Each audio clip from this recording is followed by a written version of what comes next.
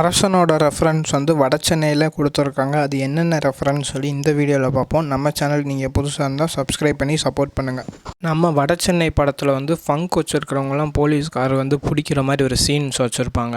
இவ்வளோ பேர் தான் முடிவு வச்சுருக்காங்களா? நாய் வண்டி பார்த்து ஓடுற மாரி ஓடுறாங்கய்யா. அதுக்கு அந்த போலீஸ்கார் என்ன சொல்லுவார்னா, உங்களெல்லாம் பார்த்தா கோயிலுக்கு போயிட்டு வர மாதிரி ஆடா இருக்குது அப்படின்ற மாதிரி சொல்லுவார். அது ஒரு வேளை யாரை தேடலாம்னா, அது வந்து ஏன் நம்ம எஸ்டிஆராக இருக்கக்கூடாது. ஏன்னா இந்த ப்ரோமோலேயே வந்து கடைசியாக முடிய போகிறதுக்கு முன்னாடி அந்த பேக்ரவுண்டில் வந்து நிறைய பேர் பேசுகிற மாதிரி வாய்ஸ் ஓவர் கொடுத்துருப்பாங்க. அதில் ஒருத்தவர் என்ன சொல்லுவார்னா, நம்ம ஏரியாவுக்குள்ளேயே வந்து யாரா இப்படி பண்ணிட்டு போனது அப்படின்ற மாதிரி சொல்லியிருப்பாங்க. அது ஏன் வந்து இந்த வடசென்னை ஏரியாவாக இருக்கக்கூடாது. நெக்ஸ்ட்டு வந்து ராஜீவ்காந்தி வந்து இறந்ததுக்கப்புறம் ஒரு கடைக்குள்ளே போய் எல்லோரும் திருடுற மாதிரி சீன்ஸ் வச்சுருப்பாங்க. அதில் கூட ஹீரோயின்ட்ட வந்து அந்த தையல் மிஷினை கொடுத்துட்டு வந்துட்டு அடுத்த நாள் வந்து அவங்க அம்மா கிட்ட வை வாங்குவாங்க. அப்போ அவங்க அம்மா வந்து என்ன சொல்லுவாங்கன்னா, அது காவேரி மாவன் 4 கடையை உடச்சி அவங்க அம்மாவுக்கு என்னென்ன வேணுமோ அதெல்லாம் பார்த்து எடுத்து வந்துக்குது. அந்த கேடி பையன் உன் புள்ள மாதிரி போர்டு ஆட தெரியுமா? பக்கத்து வீட்டில் இருந்து ஒரு அம்மா கூட வந்து அந்த பையனோட ஏன் நம்ம பையனை வந்து கம்பேர் பண்ணுற அப்படின்ற மாதிரி கூட சொல்லுவாங்க. இந்த ரெஃபரன்ஸை வச்சு இப்போ சோஷியல் மீடியாவில் வந்து அப்பயே வந்து எஸ்டிஆர் ரெஃபரன்ஸ் கொடுத்துருக்காங்க வடசென்னையில் அப்படின்ற மாதிரி சொல்லிக்கிட்டு இருக்காங்க. ஆனால் என்னோட இது என்னென்னா, கண்டிப்பாக வந்து இந்த ரெஃபரன்ஸ் வந்து எஸ்டிஆருக்கான ரெஃபரன்ஸாக இருக்க வாய்ப்புகள் ரொம்ப கம்மி தான். எப்படி ப்ரோ அவ்வளோ கன்ஃபார்மாக சொல்கிறீங்கன்னா, நம்ம அன்பு வந்து கேரம் போர்டு விளையாண்டுட்டு இருக்கும்போது வந்து அரசன் வந்து சம்பவம் பண்ணுற மாதிரி காட்டியிருப்பாங்க. அதே மாதிரி வந்து ஒருவேளை அந்த சம்பவம் வந்து அப்போ நடந்துருந்துச்சுன்னா, ஒன்று அவர் வந்து தலைமறைவாக இருந்திருக்கணும், இல்லாட்டி போலீஸை போய் சரணடைஞ்சிருக்கணும்.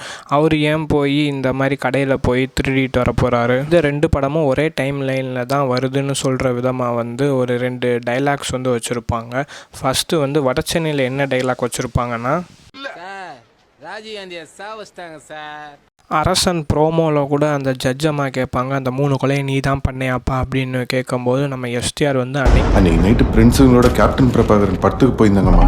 இந்த 2 விஷயத்தை கன்ஃபார்ம் பண்ணுற விதமாக வந்து கேப்டன் பிரபாகரன் படம் வந்து 14 ஏப்ரல் 1991 ரிலீஸ் ஆகிருக்கும். அதேமாதிரி ராஜீவ்காந்தி வந்து 21 மே 1991 தான் அவரை சுட்டு கொண்டிருப்பாங்க. 2ஐயும் நோட் பண்ணி பார்க்கும்போது வந்து அன்பு வந்து கேரம் போர்டு விளாண்டுக்கிட்டு இருக்கும்போதே வந்து அரசன் வந்து பெரிய சம்பவம் பண்ணியிருந்திருக்கும். அரசன் ப்ரோமோலே வந்து ராஜீவ்காந்தி ரெஃபரன்ஸ் வந்து சின்னதாக ஒரு ஓரமாக கொடுத்துருப்பாங்க. எஸ்டிஆர் வந்து சம்பவம் பண்ணிட்டு நடந்து வரும்போது வந்து அவருக்கு முதுகுக்கு பின்னாடி ஒரு ஷாட் வச்சுருப்பாங்க. பின்னாடி வந்து டீசெண்டாக இன் பண்ணி ஆஃபீஸ் ஒர்க்குக்கெலாம் போகிற மாதிரி இருக்கும்.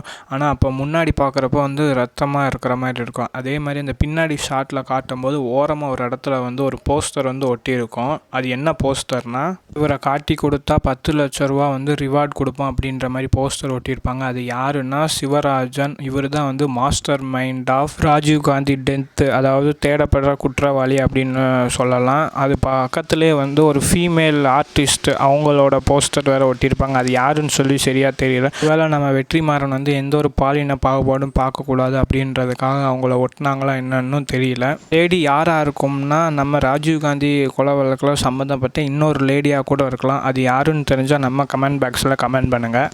எஸ்டிஆர் வந்து ஃபஸ்ட்டு வந்து நெல்சனை பார்த்து கதை சொல்லும்போது ஒரு ஃபேஸ் ரியாக்ஷன் பண்ணுவார்.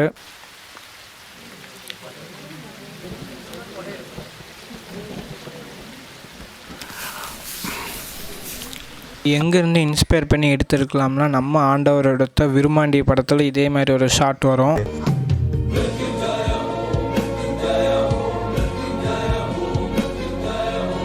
நம்ம எஸ்டிஆர் வந்து ஜட்ஜ் அம்மாவை பார்க்க போகிறதுக்கு முன்னாடி வந்து ஒருத்தவர் இவரை பார்த்து ஒரு ஃபேஸ் ரியாக்ஷன் பண்ணுவார்.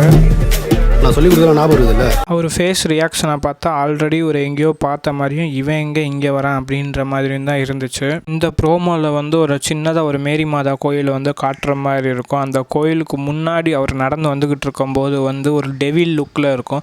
அதே அந்த கோயிலை தாண்டி நடந்து வந்து அந்த சைக்கிளில் வந்து கை வைக்கிறப்ப தான் வந்து அந்த இடி தண்டர் சத்தம் கேட்கும். அப்போ தான் வந்து அவர் கான்சியஸ்குள்ளே வர மாதிரி காட்டுவாங்க. அது வரைக்கும் வந்து அவர் கான்சியஸில் இல்லாத மாதிரி. இதுக்கப்புறம் தான் பேக்ரவுண்டில் வந்து ஒரு எமோஷ்னல் கலந்த ஒரு பிஜிஎம் கூட வரும்.